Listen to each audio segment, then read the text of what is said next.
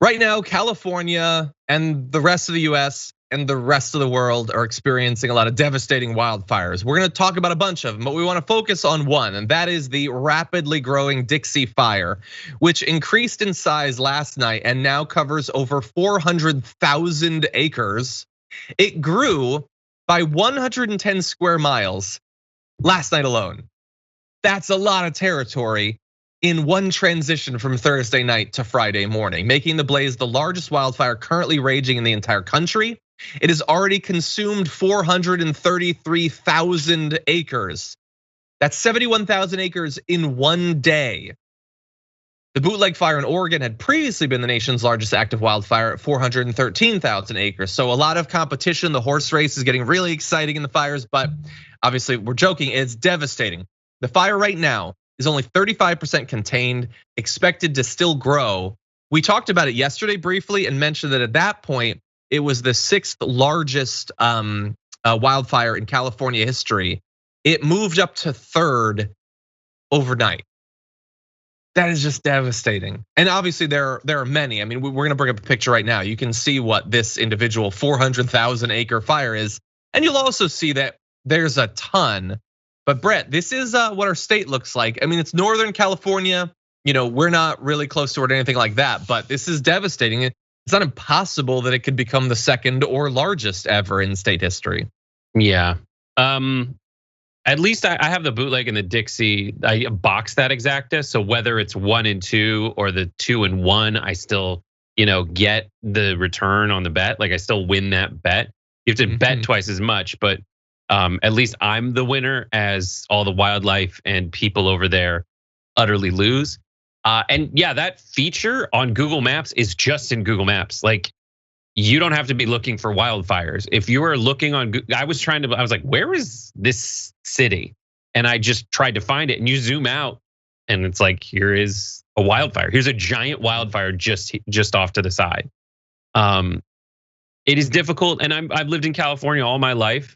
And as a result, like we always have some kind of fire danger, but as evidenced by the size and the record-breaking nature every single year, you can feel, and it's true that things are getting worse. And there's stuff that we need to do. And I think that stuff, I speak for all of us, is just rake the ground.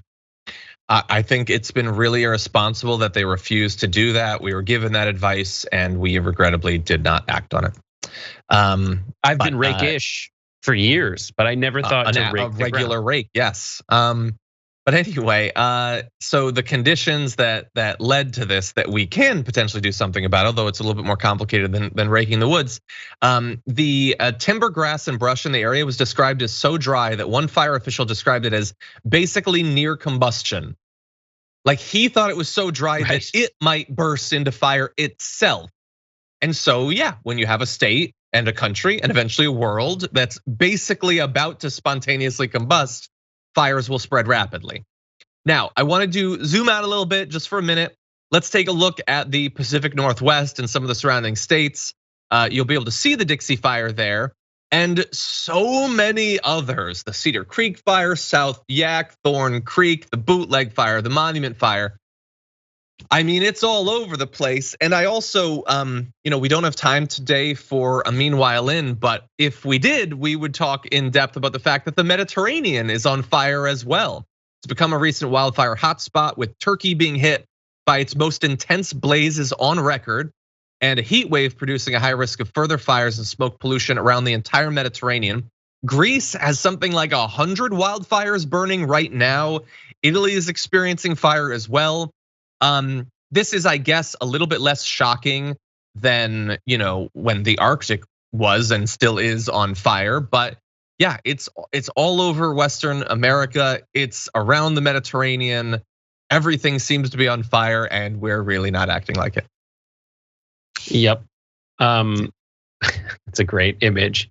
People talk about like, oh, run around with your hair on fire, and the reaction that you get from a lot of people. It is also one of those like, the numbers get so big that it no longer registers as an increase.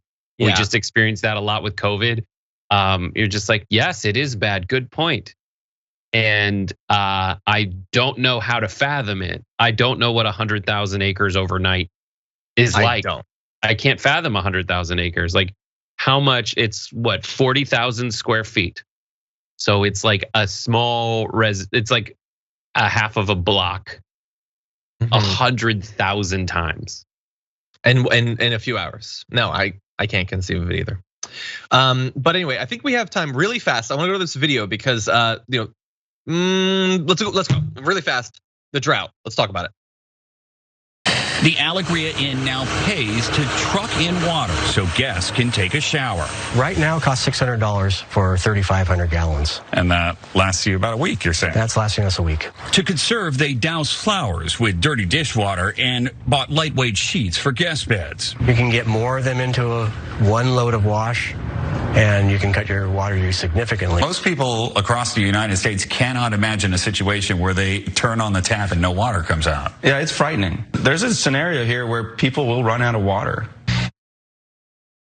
Yeah, so look, sometimes it causes fires, sometimes it causes situations like this. People, they're saying people can't imagine it. Well, yeah, let's fast forward a few years and see if more people across more states are going to be able to fathom it at that point. But remember, this is going on with the backdrop of the fight over the infrastructure bill. Are they going to do something about the climate?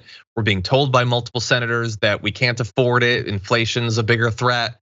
I want you to bear in mind what's going on right now in California and in other states throughout the region.